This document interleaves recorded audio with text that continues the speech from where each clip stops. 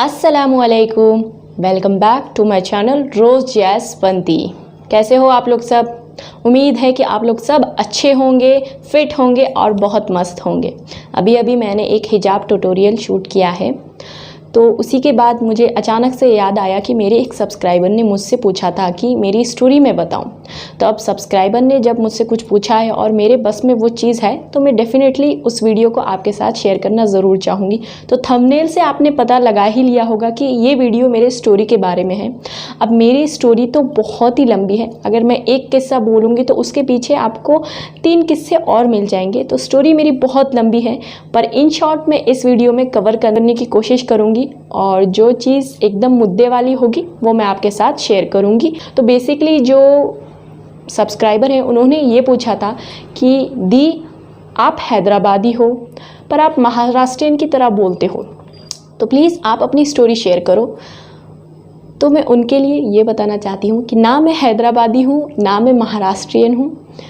मैं हूँ कहाँ की, मैं अभी आपको स्टोरी में बताती हूँ।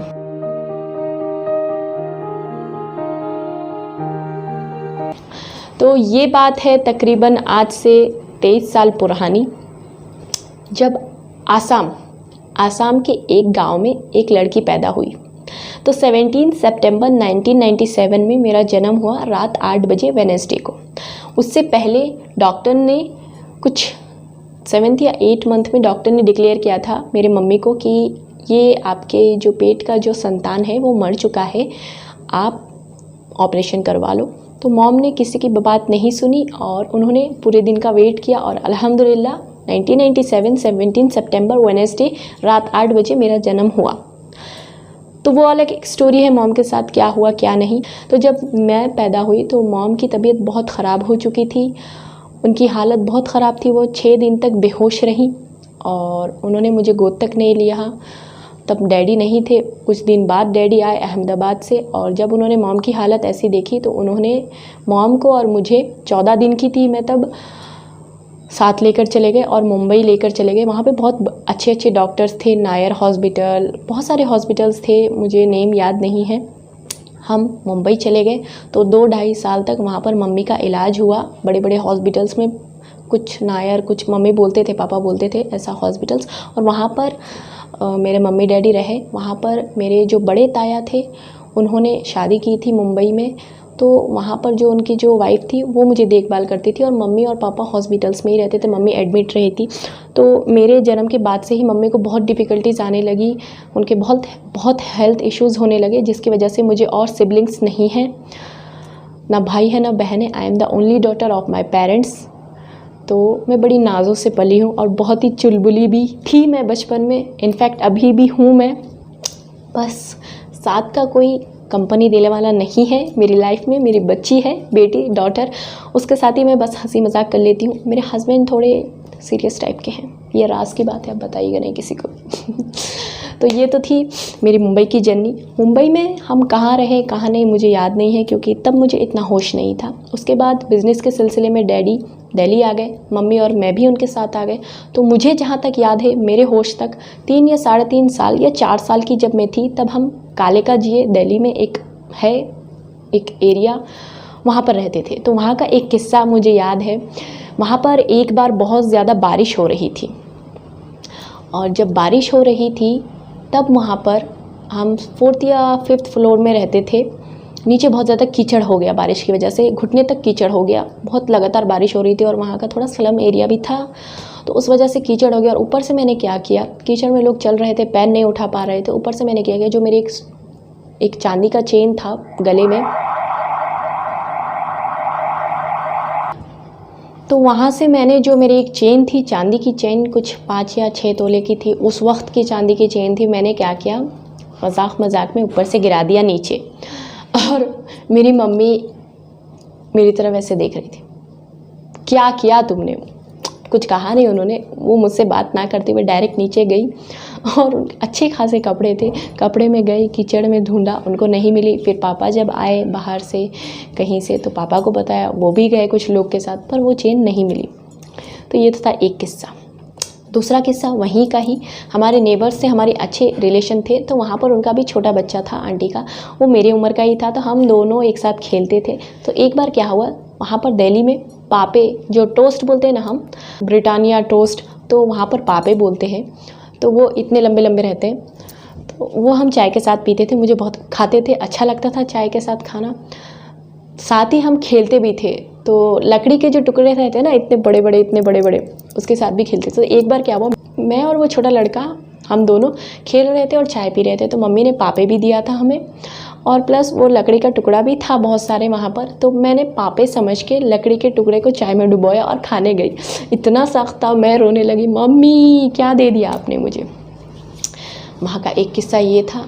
एक दूसरा किस्सा वहाँ का था ये कि एक आंटी थी जिनकी औलाद नहीं थी, तो वो मुझे बहुत प्यार करती थी, और वो हिंदू थी, तो वो मुझे हमेशा अपने पास बुलाती थी। हमारे बाजू में ही, बाजू के घर में रूम में रहती थी, फ्लैट में, तो उनके हस्बैंड भी नहीं रहते थे ज़्यादातर, घर में कहीं बिज़नेस के सिलसिले में रहते थे, मुझे इतना याद नहीं है डीपली। तो वो मुझे अपने पास बुलाती थी, मुझे चॉकलेट देती थी, फिर वो भी जब पूजा करती थी तो मुझे भी बोलती थी कि पूजा करो, मैं भी पूजा करती थी एकदम। तो अच्छा रिलेशन था हमारा, बहुत प्यार करती थी। उसके बाद हम वहाँ से, मुझे जहाँ तक याद है, जामा मस्जिद में आ गए। जामा मस्जिद में वहाँ पर बहुत सारे लॉजेस हैं, वहाँ के एक लॉज में हम रहने लगे। तो वहाँ का एक किस्सा ये है कि वहाँ पर पापा मुझे एक बार पान शॉप में लेकर गए, सामने ही, लॉज के सामने ही, थोड़ी दूर लॉज के सामने पान शॉप है, तो वहाँ पर लेके गए, मुझे चॉकलेट्स दिलाया पापा ने, और दिलाकर कहा वापस मुझे जो लॉज है, लॉज की सीढ़ियों में, मेन गेट की सीढ़ियों में मुझे वहाँ पर लाकर बोल दिया कि चले जाओ आप अपने, सेम 3rd फ्लोर या 2nd फ्लोर में हम रहते थे वहाँ पर। तो पापा ने कहा कि आप वहाँ चले जाओ घर पर। मैंने क्या किया, मैं थोड़ा सीढ़ी 1st फ्लोर तक उठी, उठ के बाद मुझे याद आया कि मुझे कुछ और चीज़ चाहिए, तो मैं फिर से नीचे गई भागकर, और मैं भागकर चलने लगी।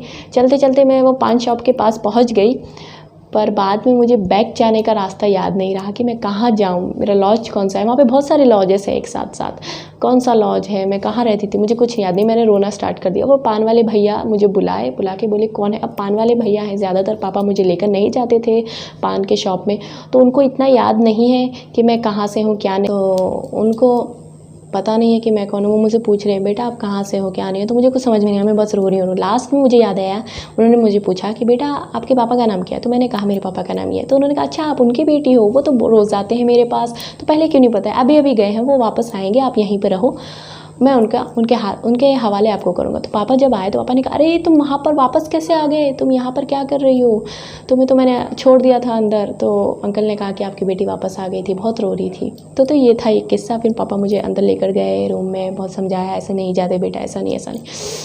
उसके बाद हम तुर्कमान गेट में आए। तुर्कमान गेट में हम बहुत साल रहे, वहाँ पर कुछ तकरीबन 3 या 3.5 साल हम वहाँ पर रहे। वहाँ पर ज़करिया होटल था, वहाँ पर हम लोग रहे। और वहाँ का क्या किस्सा है, वहाँ का भी एक किस्सा है। वहाँ पे सुईवालान एक बाज़ार है, जैसे यहाँ पे चार मीनार बाज़ार है, वहाँ पर एक सुईवालान बाज़ार है तुर्कमान गेट के अंदर, मतलब जो जामा मस्जिद है उसके थोड़ा दूर जाकर, मटिया महल से दूर। जो दिल्ली वाले अगर कोई देख रहे हैं ये वीडियो तो उनको पता होगा एड्रेस, औरतों की गलती बोलते हैं उसको। तो वहाँ पर मम्मी हर तीसरे दिन शॉपिंग करने जाते थे, गांव से लोग आते थे उनके लिए शॉपिंग करते थे, मैं मम्मी के साथ हर तीसरे दिन वहाँ पर जाती थी। और मुस्लिम लेडीज़ हैं, बुर्का पहन के जाती हैं, ब्लैक बुर्का पहन के। तो एक बार क्या हुआ, मैं मम्मी के साथ गई, पापा भी थे मेरे साथ, हम लोग गए बाज़ार में शॉपिंग की। रास्ते में आते टाइम अचानक मम्मी एक चूड़ी के स्टॉल में रुकी, तो वहाँ पर उन्होंने चूड़ियाँ देखी और आगे गई। फिर मैं भी गई उनके साथ, और फिर वापस आई मेरे साथ वो चूड़ियाँ लेने।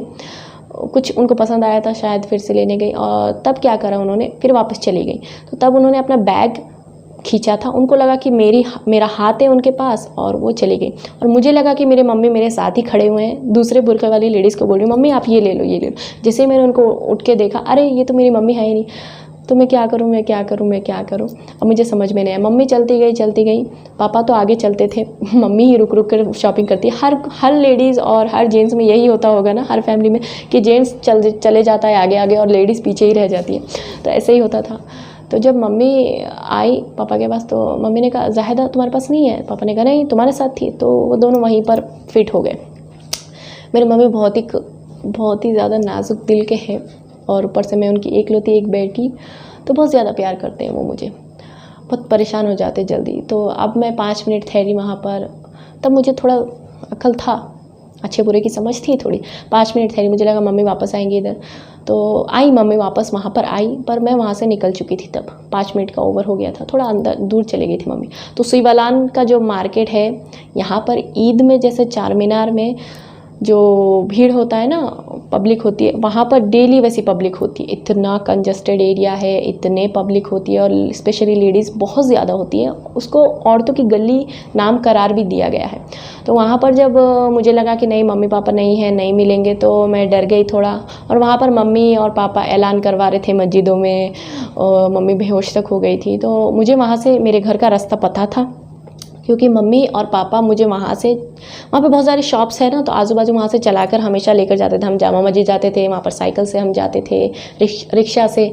तो मुझे वहाँ का एरिया याद था। वहाँ से कम 1 या 1.5 किलोमीटर दूर हमारा घर था, तुर्कमान गेट, सुईवालान के वहाँ से। पता नहीं, मुझे डिस्टेंस नहीं पता है, पर मैं बोल रही हूँ बहुत चल के आ सकते हैं, 10 मिनट के अंदर चल के हम जा सकते। तो मुझे घर पता था। घर में मेरे ताया थे, तो मैं जल्दी से भागते भागते आ गई घर में। और ताया ने पूछा मम्मी डैडी कहाँ हैं? तो मैंने कहा मम्मी डैडी मुझसे गुम हो गए। मैं बोल रही हूँ मम्मी डैडी मुझसे गुम हो गए, असल में मैं उनसे गुम हो गई थी।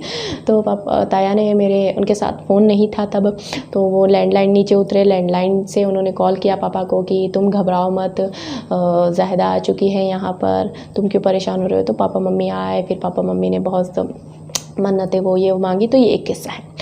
उसके बाद कौन सा किस्सा है? उसके बाद हम वहाँ से शिफ्ट हो गए, मिंटी रोड में आ गए, और मिंटी रोड के पास ही मेरा स्कूलिंग था। क्लास 4 तक मैं दिल्ली में पढ़ी, हेरा स्कूल में मैं पढ़ी हूँ।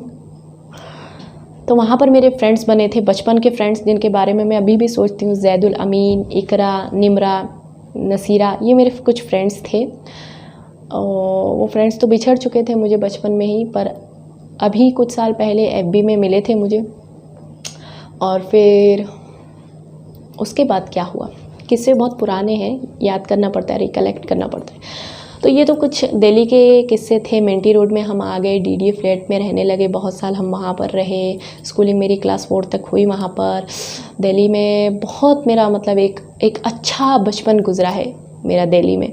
हम इंडिया गेट जाते थे। अच्छा सुनिए, अगर मेरे पास ना ये सब पिक्चर्स होंगे ना, तो मैं आपको साइड में दिखाती जाऊंगी, वीडियो के लास्ट में भी दिखा दूंगी। अगर कोई पिक्चर फ्रेम में ना फिट हुई तो लास्ट में बता दूंगी मैं आपको। और बहुत सारे पिक्चर्स मैंने, जैसा कि अपनी पिछली वीडियो में बता दिया है आपको, मम्मी डैडी के पास मैंने आसाम भिजवा दिया है। तो मेरे पास अगर अवेलेबल हो तो ही मैं आपको दिखाऊंगी, ना हो तो मैं नहीं प्रॉमिस करती, ठीक है? क्योंकि बचपन से ही फ़ोटोज़ खींचते गए, हम लोग खींचते थे। मेरे पास बहुत सारे फ़ोटोज़ हैं मेरे नॉटीनेस के, मेरे जहाँ पर हम जाते थे, इंडिया गेट बहुत बार जाते थे, मुग़ल गार्डन और लाल किला, चांदनी चौक तो इतनी बार जा चुके हैं ना, क्या बताऊँ मैं। वहाँ पर गुरुद्वारा जो है वहाँ पर भी जाकर मैंने प्रसाद खाया है।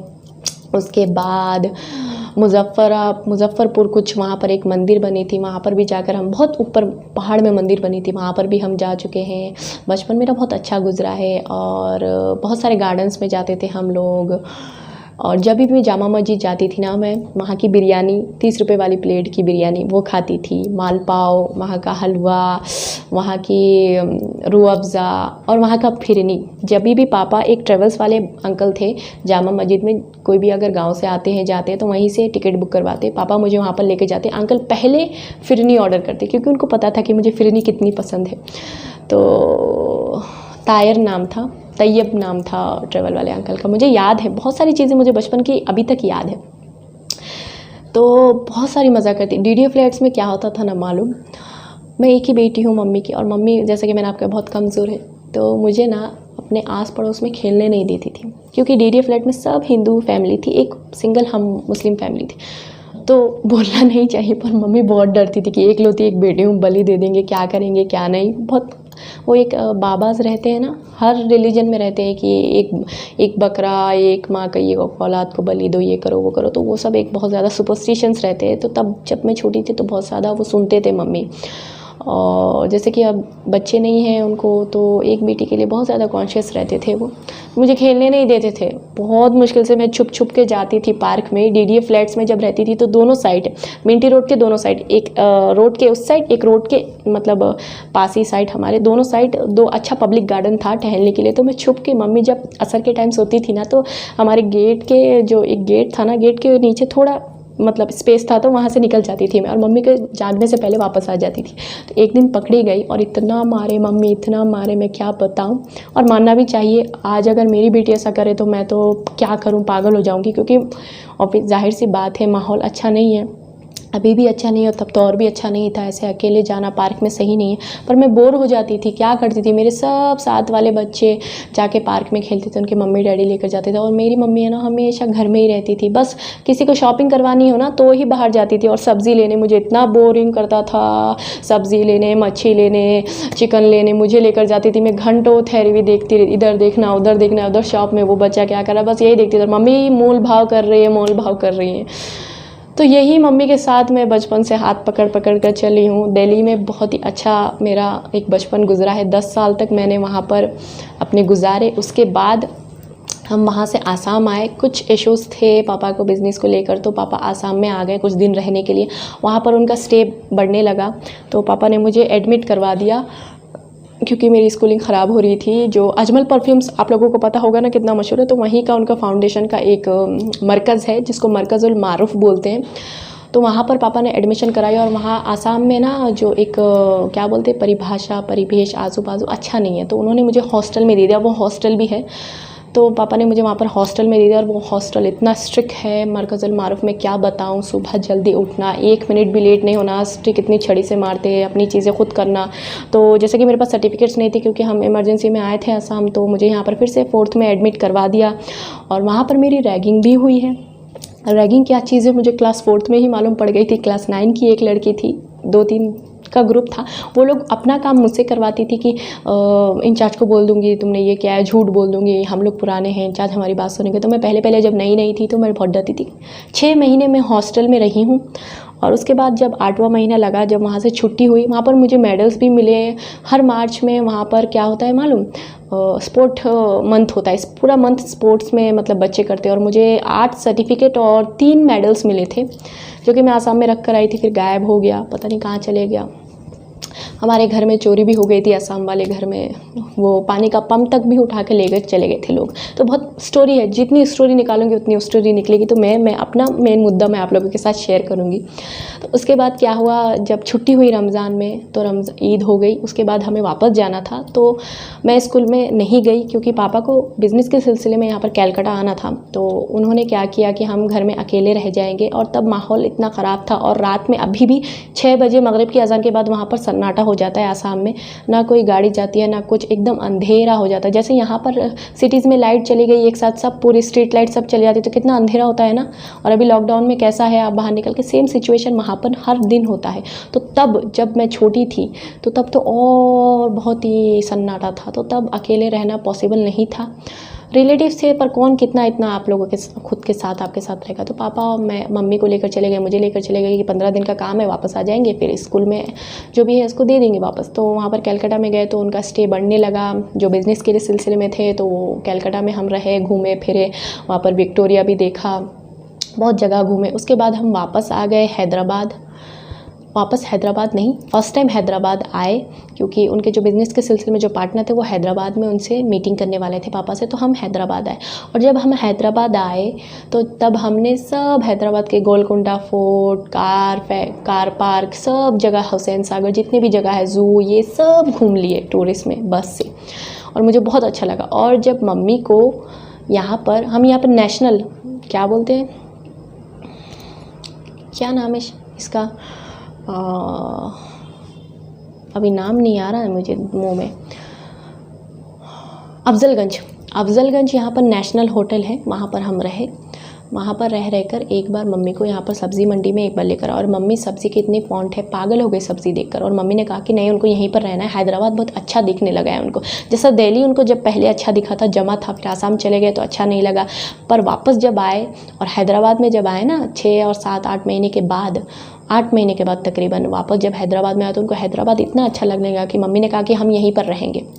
फिर पापा ने यहाँ पर रेंट पे घर ले लिया और फिर बाद में मुझे यहाँ पर एडमिट करवा दिया क्लास 7 में, क्योंकि 4th में हम दिल्ली में भी थी मैं, उसके बाद सर्टिफिकेट नहीं था तो फिर से 4th में यहाँ पर एडमिट कराया और जब फाइनल एग्ज़ाम होने वाले थे तब वहाँ से निकल गए, 1-1.5 साल चला गया। तो यहाँ पर मेरी पढ़ाई, असम की पढ़ाई CBSE बेस पे है, यहाँ पर उनको मेरी पढ़ाई अच्छी थी, यहाँ पर SSC बेस में मैंने 7 में एडमिशन ले लिया। तो 7 में मैं पढ़ी, 8 में पढ़ी, 9th में क्या हुआ, हमारे शौहर जी टकराए हमारे मॉम डैड से और मम्मी पापा को पसंद आ गए और शौहर जी, तो वो अलग कहानी है मेरी शादी की स्टोरी।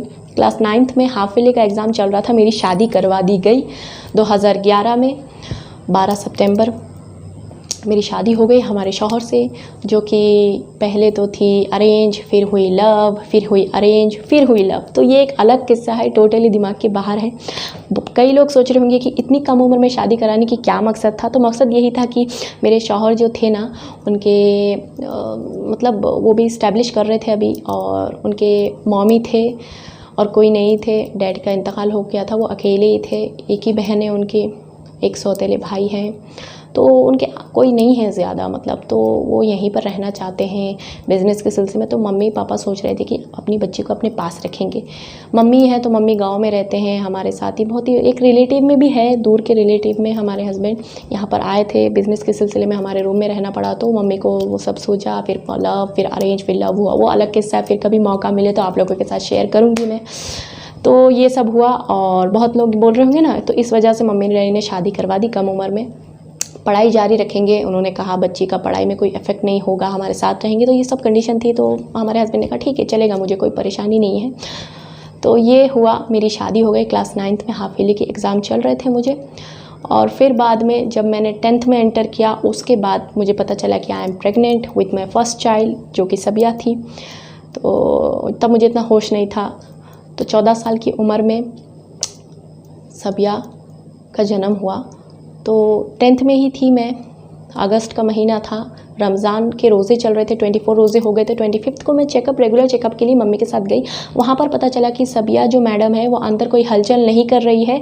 डॉक्टर ने कहा कि शी इज़ डेड, आप इनका ऑपरेशन करवाओ और बच्चे को निकालो।